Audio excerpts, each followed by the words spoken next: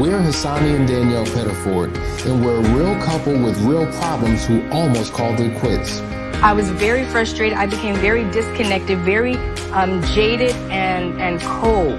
We have 4 children, going on 20 years of marriage, and we practice what we preach. Our mission, to change the way couples relate to one another and teach them the skills needed to improve the quality of their relationships. This is the Couples Academy Show.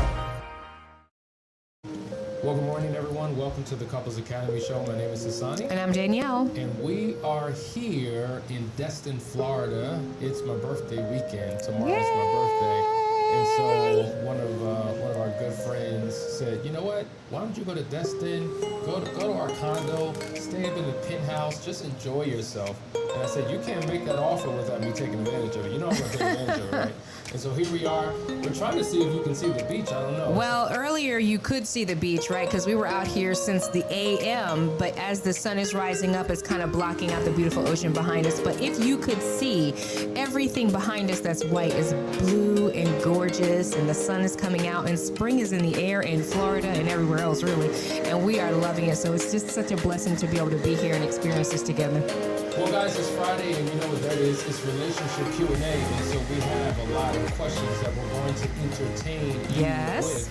So listen, let's jump right in. Well, first, I want to say, make sure that you like, share, and subscribe. If this is your first time tuning in with us, I want you to hit that notification bell to make sure that you do not miss a show.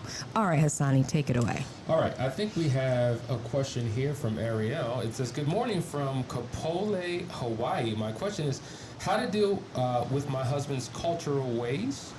He is Jamaican and flirts with women and has female friends, and I don't know about what to say if it's their culture. Well, yeah. You know, here's the reality. We've dealt with people all over the world. So some we can attest to culture, and then some is personality. Because if we just make it about the culture, then we'll be able to say that all Jamaicans are flirts, and that's not true. However, there is a cultural influence that exists in terms of how people show up in relationships. I remember working with a couple. They were in South Africa. No, I'm sorry, not South Africa. They were in a different country in Africa. It wasn't South Africa. But in essence, in the affair recovery process, the husband was saying, well, you knew what you were signing up for. Right. This is a part of the culture. This is just what it is. You know, you have your wife and you have your mistress. And so she was just like, I'm not a slave to my culture. It's not something I agree with. And so you can't continue to use tradition and culture as a justification to cheat. You know what's interesting is that as we travel the globe and you're seeing other countries with other women who usually would be accepting of this nature because of social media, because of the television and phones and things of that nature, we're all kind of, the world is flattening, right? We all have the same ideas and concepts, and we desire fidelity.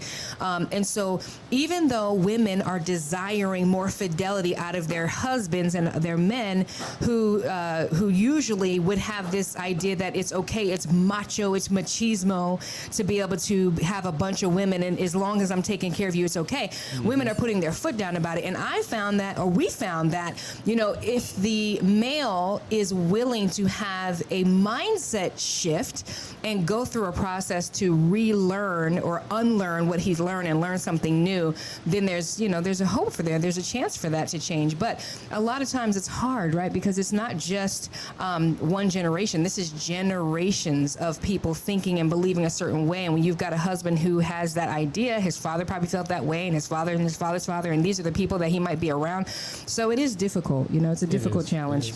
And, you know, outside of culture, just period, point blank, flirtation while you're married is a problem. If anything, the only person you should be flirting with is your spouse, not with other people. And so when you engage in sexting, texting, flirtatious, suggestive type of conversations, it is a form of betrayal to your spouse, because it shows that you're considering somebody else instead of the one that you're married to. Absolutely. So King Kano says, why does my girlfriend of 8+ years treat me so cold when she committed infidelity and I'm showing I still love her. We have 2 children together, and I even showed I wanted to marry her, but she's emotionless. You know, when somebody has an infidelity, it is actually a symptom of deeper issues that have always been there, right? So I would assume that she has probably been this way for a long time, and there's some deep-seated root emotional issues that she's dealing with. And one of those things might be just the capacity to love, the capacity to open up, the capacity to show a sense of connection and be transparent emotionally. What's the word I'm looking for? Intimate, and that's a struggle, right? And so this is what leads a lot of people away, is because they were unable to express how they truly felt, what they really needed, and so they go off and make bad decisions, and they still didn't learn how to handle their emotions. And that's the issue with infidelity, is that you think you're going to resolve a problem, and you're just stepping into deeper waters of problems because you never actually handled the root issue. Obviously, counseling is you know, a need for this couple. Hey, producer, my mic. You got to turn my mic on. Everybody's saying that my mic is off. Oh, Okay, so turn my mic off. Hassani's mic is off? Okay, is that better, guys? Can you hear me better? Hopefully you can hear me better. But if Yeah. not, I mean, I'll share my mic with Danielle. We're just testing this. That's what happens when you're outside, right? Yeah. They could barely hear me, so why don't you just put your mic Okay, in the middle? okay. We'll both talk from No here. problem. All right. So we have another question. The questions are coming in. Let's go to it. It says, why does my We girlfriend... just read that Oh, you one. just read that. Okay, Yeah. all right. There's another one that came in. Guys, if you have questions, make sure you put them in the chat so that we can address them. Trying something new. All right. Ralph says yes, it's good. So his mic is back on. Yes. Testing, Thank you, my guys. mic is back on. All right. Thank So you. I'm gonna read Back to something the here. show.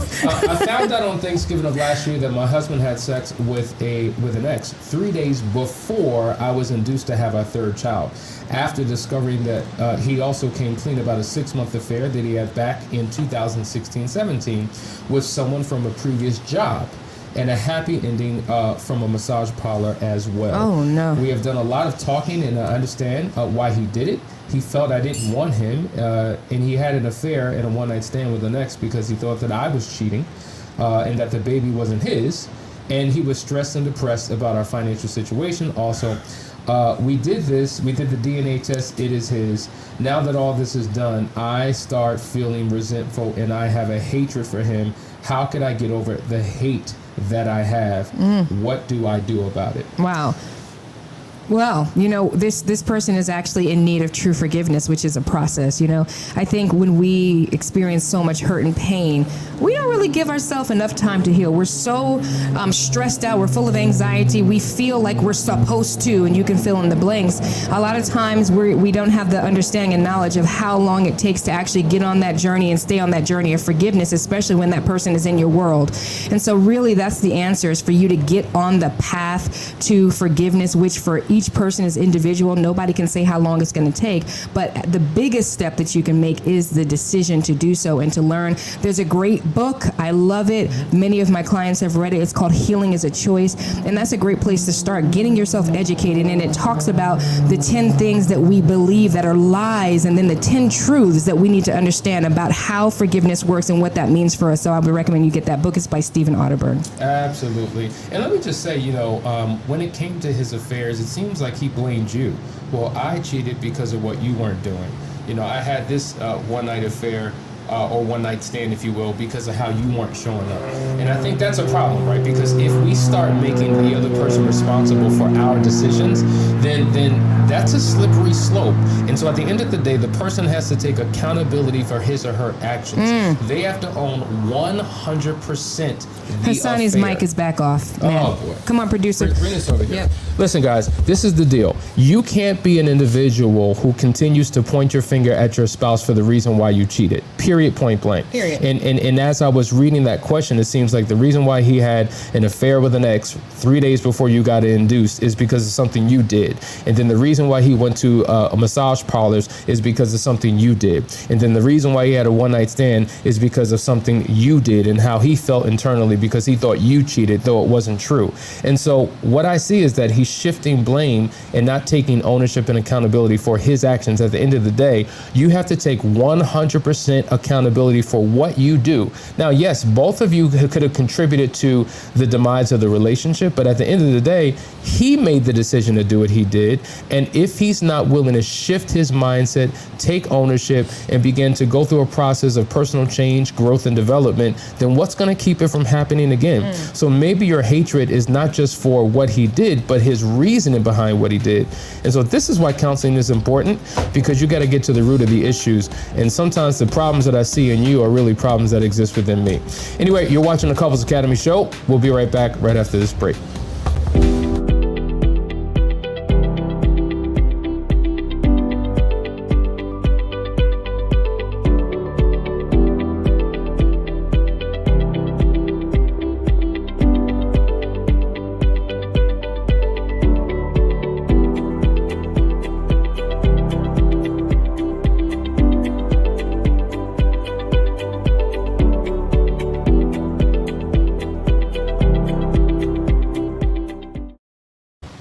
Hey guys, welcome back. You're watching the Couples Academy show, and we are streaming live from beautiful Destin, Florida.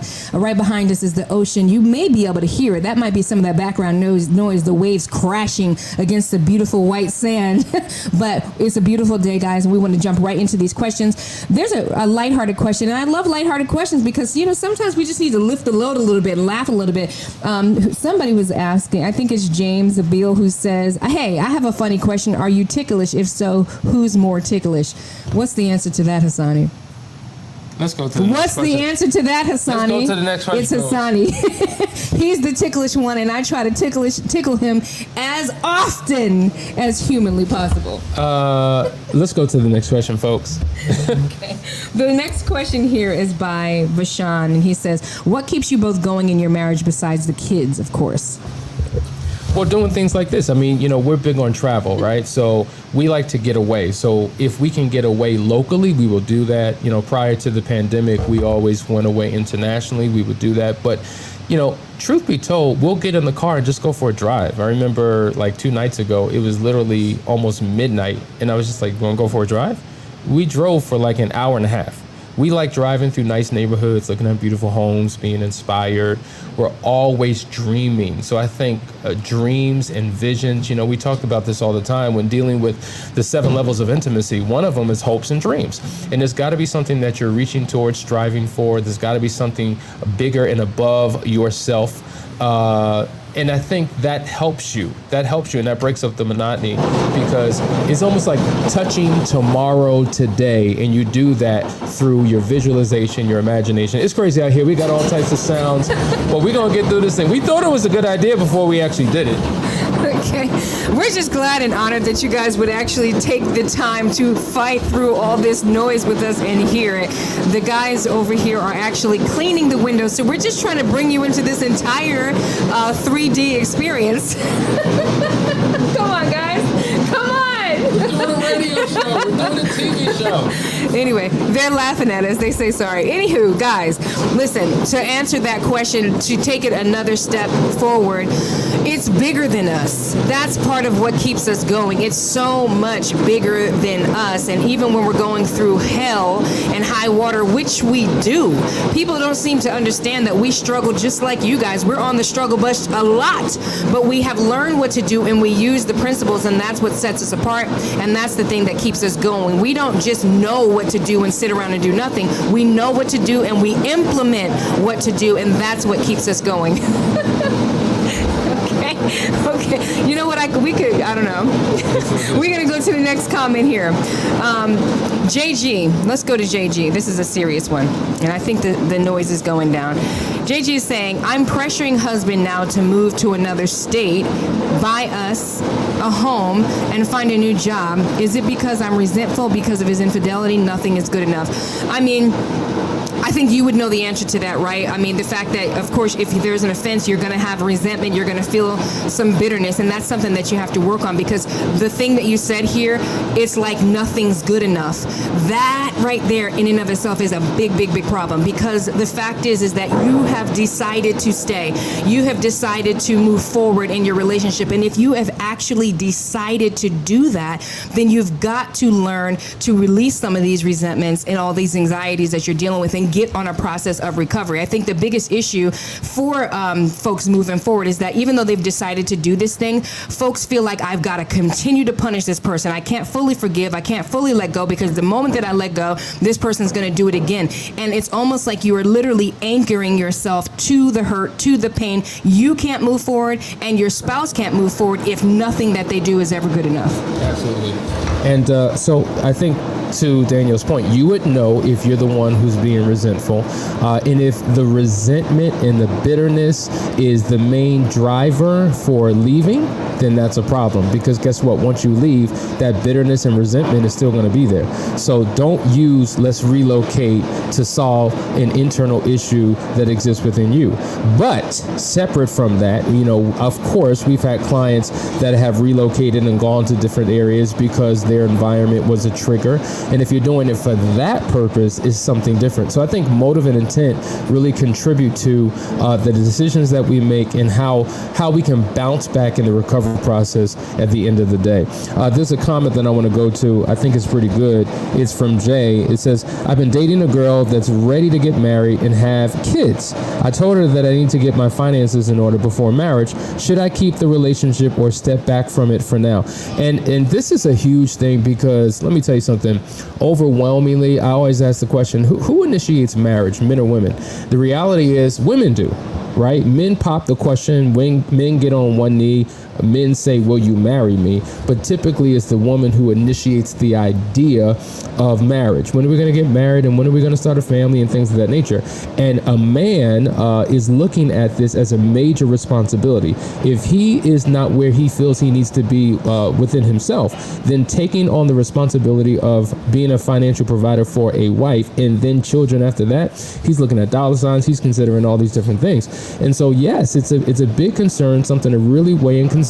It should take more than love when you're making the decision to get married. We talk about this all the time, the difference between companionship and partnership. One of the roles of being a partner is being a financial provider, generating income, managing finances in the home. It's a skill that you can develop and you can get better at day by day by day. So, but the question is, should you continue in the relationship, or should you take a seat back or take a step back? And I don't think you necessarily have to take a step back. I don't think you need to end the relationship. Right. I just think that you need to come together and come up with a plan and a course of action for how long it will be before you're in a better financial position. And let me just say this, and Danielle take over. I mean, that was my concern. You know, when it was time for us to get married, I'm thinking, I'm on a struggle bus.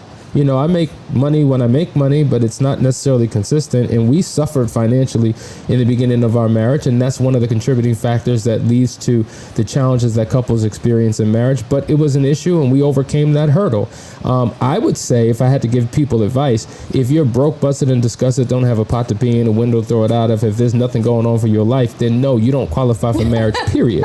But if you're in a situation where you're moving forward, things are going to get better over time, go ahead. Yeah. Get married. I don't know if I 100% agree with it. If you don't have a pot to piss in and anything to throw it out of. I said don't get married. Don't get married. Well, listen, here's my take on it. I agree with a lot of what Hassan is saying. I think the statement that stands out to me the most is, should I keep the relationship or step back from it for now? And I think that statement in and of itself speaks a lot about the mindset that you might have that might cause this woman that you've been dating for we don't know how long to be like, what's the deal, right? Because there are some personalities that have this pause, delayed, push back when they feel pressured type of a thing going on. And I don't know if it's been 2 years or 10 years, right, in this relationship, which you could speak to. But we got married after knowing each other for 2 years, and no, we did not have a pot to piss in or one to throw it out of, really, right?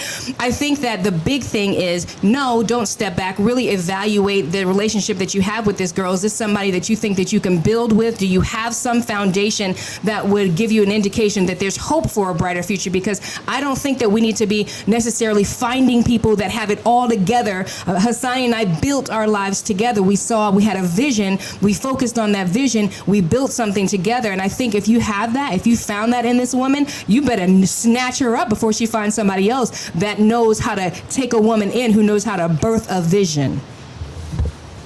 I mean, what What can I say to that? Great point. So I think that's worthy of a deeper conversation between the two of you. You shouldn't be making that unilaterally on your own. You could talk through this and get through this. And maybe that's something we need to talk more about because, finances is one of the biggest challenges that people have. So we'll do some more topics on this. But listen, guys, we're going to take a break. We got one more segment coming up. Pay attention to this video. There's a number of events happening this month and next month we want you to take advantage of. We'll be right back. This is the Couples Academy Show.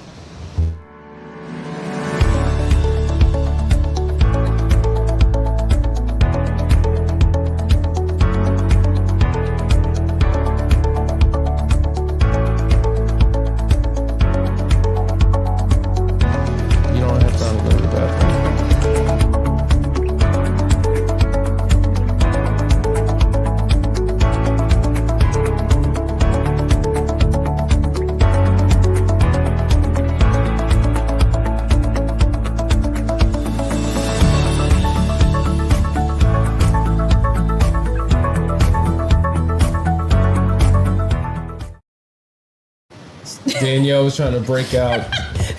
She was trying to break out and go to the bathroom, and then you guys heard it. All hell is breaking loose. It's crazy out here. The mics don't work. The sun is blazing. Sonny's telling people my business online. I hope y'all can appreciate this is reality, crazy. Okay? This is going to be a blooper. This is part of blooper reel. This is Couples Academy reality show right here. That's what it is. Guys, you were watching that video. Listen, really quickly, we have a number of things coming up. It is not too late to participate in the Last Chance Weekend. It's happening March 19th through the 21st. Take advantage. You've been asking about Sex After Betrayal. What are you waiting for? The link is in the description. We want all of you to sign up because it's going to be a very impactful 4-hour comprehensive masterclass that you want to take advantage of. Do not delay.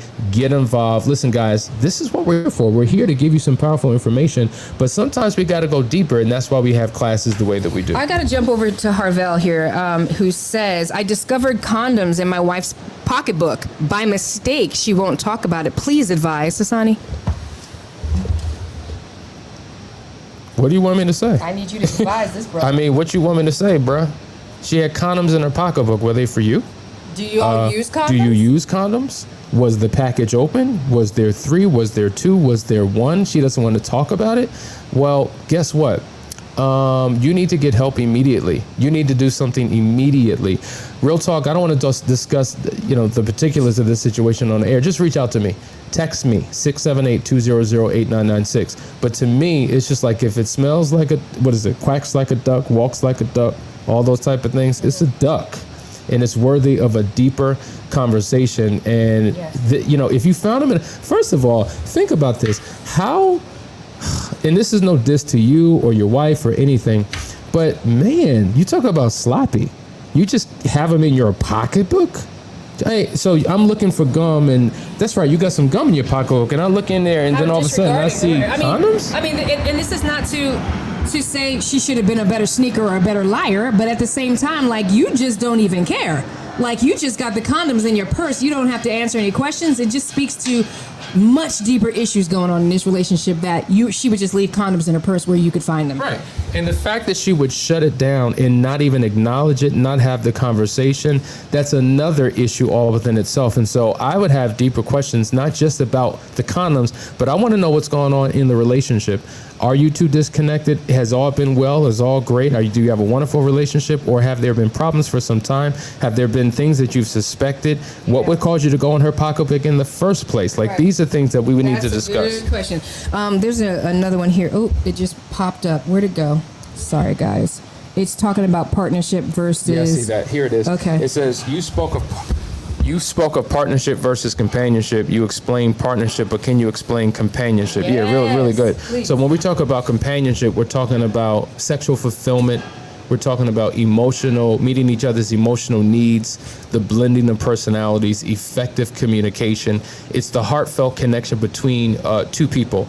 by default, you're going to show up as a partner because guess what? We got these kids. We got to take care of them. We got this house. We got to pay these bills. We both got jobs. We do that because that's a part of our livelihood, whether we're in a good relationship or not. And so some people are in miserable relationships, no companionship, but they're in pretty good marriages. They show up as partners. So partnering is, once again, we pay the bills, we take care of our kids, we go on vacation every now and then, we're planning for the future, we have a beautiful home, everything. So we function as a team and get things done, but we've lost the connection between us. That's the difference. And I think that's what a lot of us are struggling with, the area of companionship. And so this is what causes people to then begin to develop companionships and relationships with other people because they haven't cracked the code to figure out how to restore it in their own marriage. I just love it when our viewers are actually supporting each other. So listen to this question here from Tiffany saying, being vulnerable after being hurt is so scary and the resentment is draining. I'm just trying to work on me from that perspective. And Callie Mae responds by saying, for me, realizing who God created you in all his glory and heal yourself by any means necessary and available to you before moving to a new place, using resentment as your springboard. And that is a key principle, using our hurt to actually be a springboard for our healing. And that's what this whole journey in life is about, right? When we decide that we're going to use our hurt and empower ourselves to become better and actually show somebody else out of their darkness as a result of it, now it's almost like you're allowing God to be the orchestrator of your life, because we're not holding on to the resentment and bitterness of past hurts. We're using it to take us to the next level. I love that. Thank you for that comment. What else you got, Hassani? I'm looking through them now. Here's one from Kia. I appreciate that comment, Jay Patterson. Something for me to understand when I hear that from my partner, he doesn't want to take a step back, but he does take the provider position very seriously. Yeah. Ralph says, so we missed you guys yesterday, and I don't have my glasses, plus the sun is. Yeah, we were actually traveling yesterday to get here to Destin, yes. And that's why we didn't do show. It had to be something because we thought we were going to make it, but it just didn't happen. But we appreciate the fact that you guys tune in, every single day to get your morning due, because it could be the very thing that gets you through your day. Just one statement, one question, one point, one principle can be the difference to help transform your relationship, and that's why we're excited that you tune in every day. I got a comment from Gina. If I could see it. It's getting bright out here, y'all. It says, I have been married for 18 years. My husband is constantly, what's that? Stating yes, that he has no feelings for her. Yes. However, he has always stated he loved her. How do I handle? Okay, so I'm assuming you're talking about another person? You've been married to your husband and is constantly stating that he has no feelings for her, another person, or you? It sounds like she's saying he has no feelings for his wife, but he has feelings for this one woman. I mean, if I answer it from that perspective, it sounds like he has fallen out of love with you, but he's saying that he's loving this other woman. And that's the thing, it's these emotions, these false emotions that we have for these affair partners. We talk about that 20-80 rule, right? You got the 20% because there's the feel good, there's the dating, there's the going out, there's all the other needs that sometimes go unmet in the relationship because we do have the partnership and it's missing that companionship, right? So with your husband and your wife, it's all the responsibilities involved, it's historical hurts involved, it's all those things that dim and numb our emotions towards each other, where we're just getting things done, we're getting along to get by, and then we connect with somebody else who has that 20% of excitement, that 20% of emotional connection that we say love. So to me, it sounds like a lot of that. What are your thoughts? Yeah, I definitely agree. I mean, there's nothing more to say about that. And so this is why sometimes you have to press the restart button. Helicopters, planes. This is going to be one for the history books right here. But yeah. But we showed up. We showed up. That's all. Because right? we missed yesterday. We wasn't going to leave you guys hanging today. But yeah, guys, and so it's about reestablishing that connection and developing intimacy. And it can feel weird, awkward, and just uncomfortable when you've been disconnected for so long. Give me one more. One more. This is it. Okay. Ty G says, can a man take care of another woman and have no feeling towards her? In other words, can you take care of your wife and have no feeling towards her? Another woman. I don't understand that question, bro. You got to retype that. Okay, retype it. I want to make sure that we're hitting it correctly, because like sometimes when we write questions, we have all these other thoughts in mind or perspective in mind that we don't have. And so can a man take care of another person's wife and have no feeling towards her?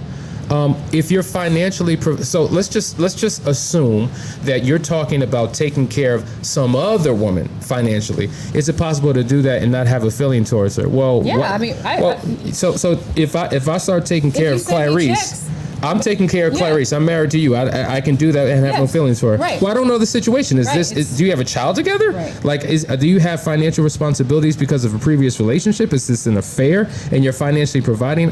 We kind of need more detail to make sense of that. Yeah. Because if it's a legal or financial responsibility because of something that happened in the past, then yes, you can do that and not have any feelings if you're mandated to do that. But if you're talking about I'm in a relationship yet I'm financially taking care of somebody else, well, good God. Your finances is a part of your life, and you're giving another person a part of you, and so there's an emotional attachment to that. Absolutely. We have time So for one knowing more of the circumstances will help. Yeah, we got time for one more. Okay, I'm trying to find your question, Lorraine. Hope this is making sense, folks. Okay, after a 7-year affair and said it was only physical, I can't get the images out of my head. Please help. We are going to counseling. Yeah, I mean, these images are triggering, okay? So these are the things that we go through when we're experiencing any kind of trauma. We have the images that take over our thoughts, and these are called intrusive thoughts, and they happen at different phases of your recovery period. The fact that you're in counseling is a powerful thing, but you also have to learn how to take the reins of your emotional recovery into your own hands as well. There are some biblical references that I can point to that talk about, casting down the imagination, because what ends up happening for us is that before we know it, we have a triggering thought and it's taking over, and we actually begin to go into those thoughts and we imagine and we close loops and tell ourselves stories, and before we know it, we're in a whole saga about an affair that maybe we had no vision of or had nothing to do with, but we're creating the story in our head. And so the first step for you is to actually be willing to shut the thoughts down instantaneously when they come upon you. And it's almost like changing the channel. You can do this by having going through breathing activities, breathe through the process, change the picture, think of something pleasant and lovely. You have to be the one to take control of those thoughts. I got one more, and then I think we're going to close out. Here it is. It's from William. It says, my wife keeps lying about talking to her affair partner. She says she wants the marriage to work, but keeps talking to him. I just have the sun in my eyes. Well, yeah. See, here's the reality. If you're still connected in any way to that affair partner, you're still communicating, there's some type of social connection and interaction, it is an ongoing betrayal. Some people think, well, the affair is over, we're not physically involved, but we're still friends.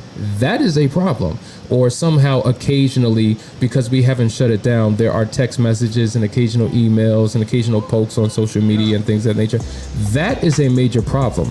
That relationship has to completely come to an end. It's called the no contact contract, where you shut down all forms of contact, period. And any type of reinitiation of communication is a major offense to that relationship, and it destroys your ability to trust. Like, fine, you're saying it's over, but you're still connected. Well, guess what? The feelings may not go away that quick. The memories certainly don't go away. And so what you're doing is you're reconnecting and reestablishing a feeling and an attachment that you once had that lingers on, which keeps you from having the intimacy that you want in your relationship. So listen, guys, this is why we got to do better. And when you know better, you do better. Listen, it's March 5th. It's Friday. Tomorrow's my birthday. That's why we're here. But listen, Coming to America comes out today. Are you watching it? Yeah. We got to talk about that. I'm excited, right? The last one came out like 30 years ago, so it's going to be a cool day to be able to share that with each other, possibly with the kids. I don't know how appropriate it is. Right before the birthday. That's a great gift. Well, listen, guys, have a great weekend. Listen, join us for the Sex After Betrayal Masterclass. Click the link below. We'll see you on Monday for another great episode. In the meantime, enjoy your weekend. This is the Couples Academy Show. Take care.